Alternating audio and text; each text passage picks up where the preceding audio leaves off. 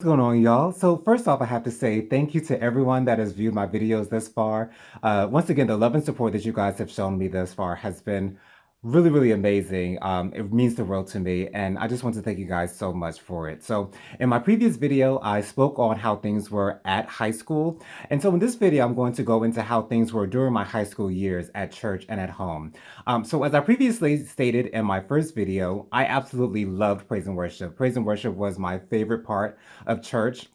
It was actually a dream of mine as I was growing up to be on the praise team because I looked up to them so much, and I just thought that they were just on another level, and that's what I aspired to be. I aspired to be on the praise team. So in high school, I believe it was the latter part of my freshman year, our pastor asked myself and three of my good girlfriends to join the praise team with Miss Chrissy, who was the praise team leader. So it was myself, my best friend Lenora, my other best friend Lolita, and a good girlfriend of mine, Ashley. And I was ecstatic because it was like a dream come true. I'd wanted to be on that praise team ever since I was like 6 or 7 years old. And now I had the opportunity to be on that stage with a microphone in my hand, singing the Lord's praises every single Sunday. And it was great. It was awesome. We took full advantage of it. What we would actually do on the Saturdays before the Sunday morning, we would actually call each other and decide what color we were going to wear so that we can all match, so that we could rock the house. And I think one of our best fashion moments was New Year's Eve one year. We decided to wear all black with a splash of pink, and it turned out so good. I wore an all black suit and a black shirt with a pink tie, and it was just amazing. And also, Miss Chrissy, who we didn't actually include her in this, deciding what we were going to wear, but it just so happened that she wore an all pink outfit, and it was amazing. And that was another thing that highlighted my freshman and sophomore year because being on the praise team again, it was a dream of mine, and it was like a dream come true. And let me tell you about Miss Cassandra Elliott. She Her voice was just so pure, and I listened to the solos that she did, the originals of the solos that she did at church, and they sounded like not totally different songs, but she put her own spin to it. She put her own thing on it, and it was just amazing. And I absolutely love Miss Christie to this day. And she was really like a musical idol to me, and I just love her so much. And I was honored to share that stage with her every single Sunday during my freshman, sophomore, and junior year. Someone else at church that also encouraged me was a man by the name of Johnny Bland. He was actually our pastor's eldest son, and I used to do some work for him. Myself and my other friend Timothy from church, we used to do some odd jobs from him from time to time, just to make some money on the side.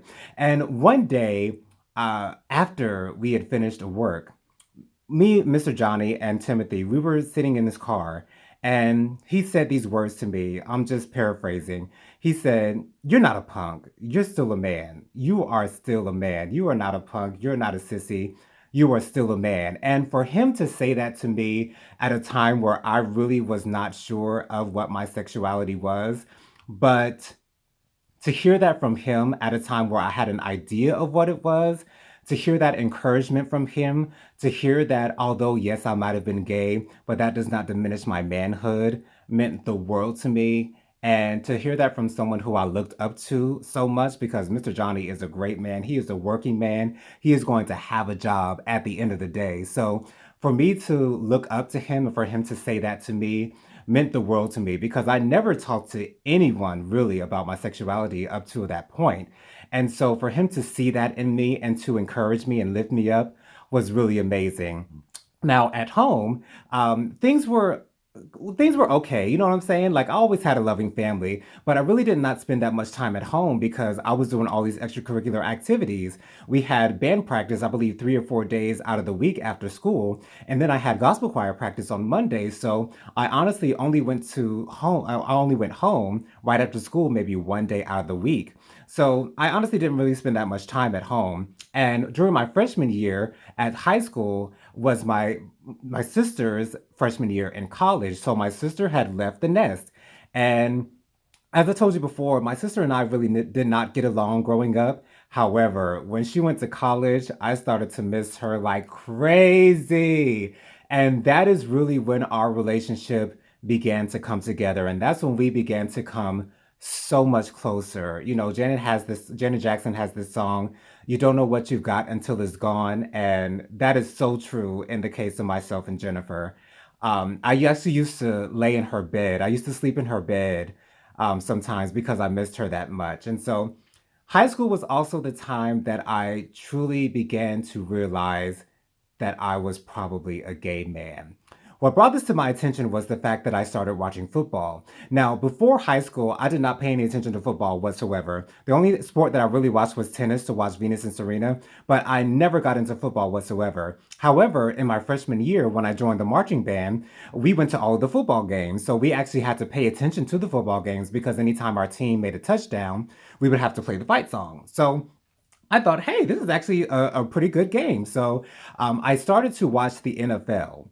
And when you're watching the NFL, from time to time, they pan towards the sidelines. And when they pan towards the sidelines, there were the players with their helmets off. And I was attracted to these men, and I was like, okay, so this is real. Because in middle school, I sort of kind of felt like I might have been gay, but I was so focused on my depression and, everything that I was going through. I didn't have time to be attracted to anybody. So in high school, that's when I started to realize, geez, I think I am gay. And I'm really not attracted or have any interest in being intimate with a woman whatsoever.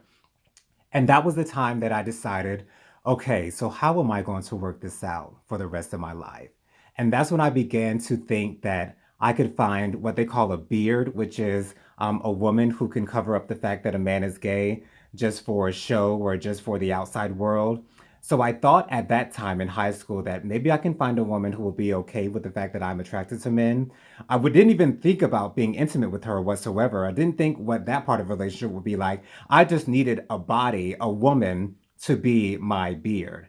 And and the reason that I thought that is because I had no view of an LGBTQ plus community whatsoever. I had no idea that it existed. I was just in my bubble of church, home, and school. I had no idea that there was a whole community of people like myself. So that's how it was in high school. So in my next video, I'm going to go into how I began to accept my sexuality and how I began to have my eyes open to the LGBTQ plus community. So thank you guys so much for watching, and I'll see you guys next time.